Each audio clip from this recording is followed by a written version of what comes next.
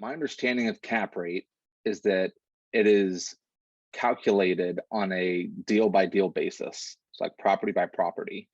But there are also cap rates that can be assessed um, to either a region or a county or a zip code or something. Are those two things different? How does one affect the other? Can you go into any Yeah, details on that? great question. It's kind of like, when you were young and you're learning like reading and language and English, and you see the word read, right? You might read it read, someone else might read it read in past tense, right? Different words mean different things. They're related in some way though, right? And Hmm. someone arguing for one thing might actually be right, and someone arguing for another thing that might conflict with that might actually be right too, just because they're two different words. Cap rate is similar in that respect, in that there's a formal definition of cap rate that for an investor is not super helpful. It's not very helpful to me. So the formal definition of cap rate is the return that you would get, the cash return that you would get if you bought this thing outright. All right. So if it's a $1 million property, you bought it cash and you made what, $100,000 in cash that year, that would be a 10 cap, right? So that's the definition. That doesn't really help me though, right? It doesn't help me a ton. And so the other way that this isn't a formal definition, but it's more of a perception that cap rate is used. It's used almost as an analog for quality or condition of the property. So for single family homes, you'll see people use comps, right? Because it's very easy.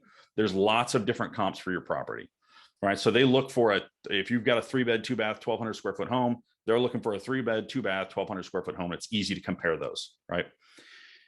With a lack of having that, there needs to be some other tool. So let's say you're looking at a 6-plex, right? And there's a 7-plex over here and an 8-plex over here, right? That have similar cap rates. And you can kind of get that down to $1 per door type of situation, right? That then you can use that 8% cap rate or whatever the cap rate was for the similar quality and calculate out the price given your net operating income, because cap rate is calculated, or the value of a home is calculated predicated on cap rate. So it's net operating income divided by cap rate. So if you're looking to try and find a value, you can't have a variable that is the value, or that is the value of the house, and a variable that's cap rate when you've got 3 variables, right? And only one fixed. So you've got to fix one and then see how the other variables react. So if you've got the net operating income, which you should have, right? You need to get that information to understand how much money is coming in from your property. You need to assume a cap rate. All right. So if you've got other properties that are similar in condition to yours and in location, right? If one building is similar in condition and it's right, smack dab in the middle of the city versus another one kind of out in the boonies, right? They're not going to be equivalent. But you're essentially using cap rate as a comp derivative, if you will, right? It's a derivative of comp, is how it can be used. So that's one way that's helpful. And that's why you'll see different cap rates in different areas. So when people say, well, I want to find the value of this, how do I guess or how do I estimate what comp, what cap rate I should use for this, right? They'll go to a commercial realtor or their own realtor and say, hey, what cap rate do you think is reasonable for a property like this?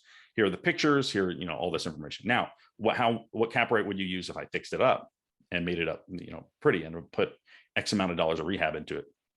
They can give you that feedback based on what they've seen in the market, right? So if they've seen 5-plexes or 6-plexes across the market go at different cap rates, they'll be able to kind of synthesize that information and give it to you, right? Help you understand it. So that's why you see different cap rates in different areas of town, because it's an analog for comps for multifamily properties, right? So does that make sense? Yeah, it's helpful for me because it's the comp for that area of town. Yes. If I'm buying in the north, I'm not going to run a comp 10 miles south.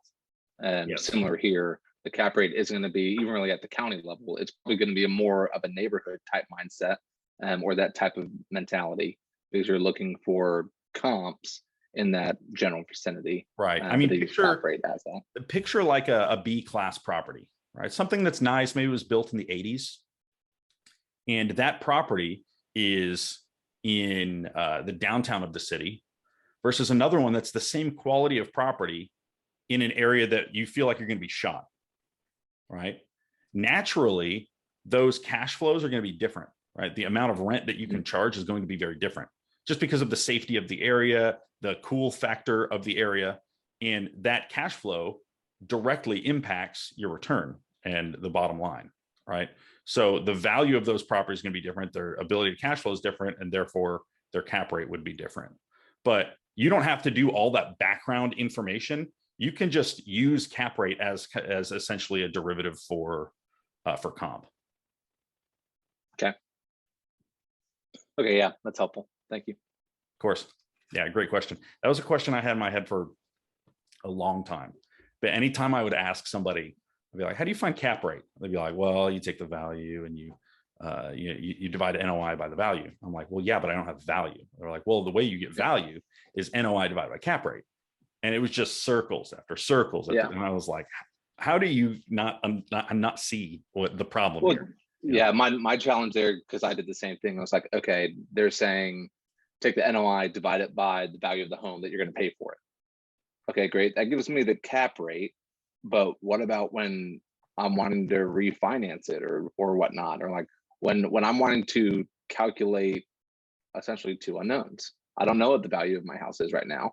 I'm not going to pay an appraiser just for kicks, but I'm wanting to get this better understood so that I can estimate what those comps would be whenever I refi out and all that stuff. Yeah. So what I do in that situation is if I say, my numbers say that $2 million works for this property, and then I use that, I do NOI divided by 2 million, and I get a cap rate that's like 4%. In my head, I'm like, okay, if I'm going to buy a 4%, a 4 cap, it's going to be way better condition than this.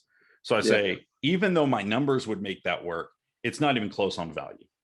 But for people that are highly analytical, including you, I have a tendency to do this as well.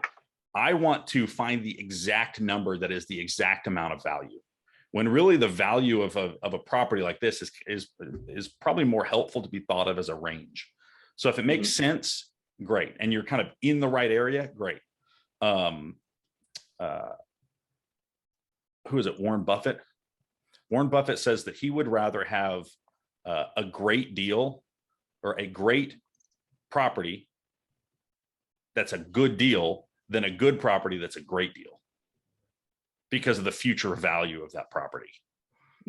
So that's something to consider too. Just not over negotiating and saying, well, you've got to list it at a 7 cap. I want it at a 6, 8, 5, 8, 8. You know what I mean? But it can be used as essentially a sanity check. If your cap rate is way lower than what it's probably worth, you can negotiate. But if they've got it at a 5.5 cap and yours comes into it comes in at a 6, if it's half a point, maybe even a full point, at that point, that's kind of the range that I would negotiate within. Maybe go back and forth once or twice, but then just kind of wrap it up. But you, as the owner, you want a lower cap rate because that's saying that you have a higher quality building, correct?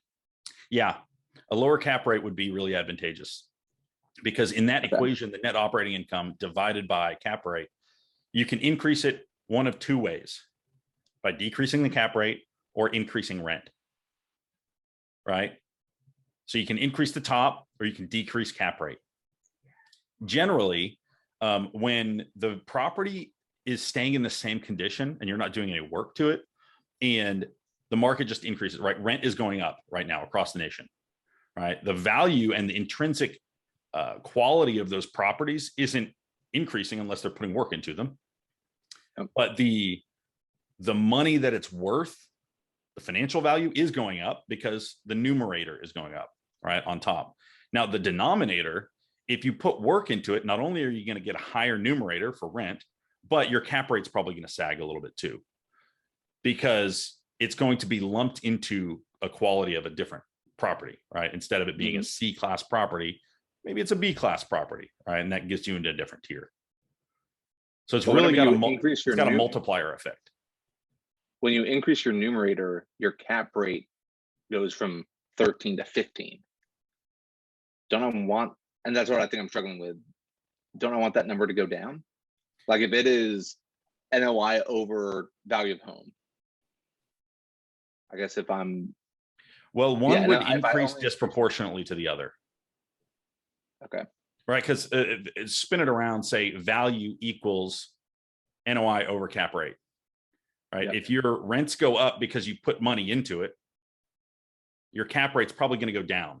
Not only is your cap rate going to go down because you're in a different class, but your cap rate's going to go down because you had to put in capital expenses. That makes okay, sense? yeah, okay. That helps demystify some of the cap rate aspect so that I can understand what some multifamilies might look like for me. My safety net is I ask my agent, hey, what do you think this is worth? And they're Yep. probably about accurate. You know, maybe they're a little bit off, but they're probably about accurate. I mean, this varies by agent, of course. The Yeah. agent I use likes to be conservative. So I know that if she says something's worth 430, I've got a pretty high likelihood that it's going to be at least 430. Yeah. Okay. Now, another thing you Cool. could do is you could send out an appraiser and just have them do an estimation of value. So there are multiple different levels of appraisal that you do. There's like the everything in a bag of chips. I mean, it's 100-page appraisal report, right? That one is the, $5,000, but they can come out and do a shorter version that is just an estimation of value.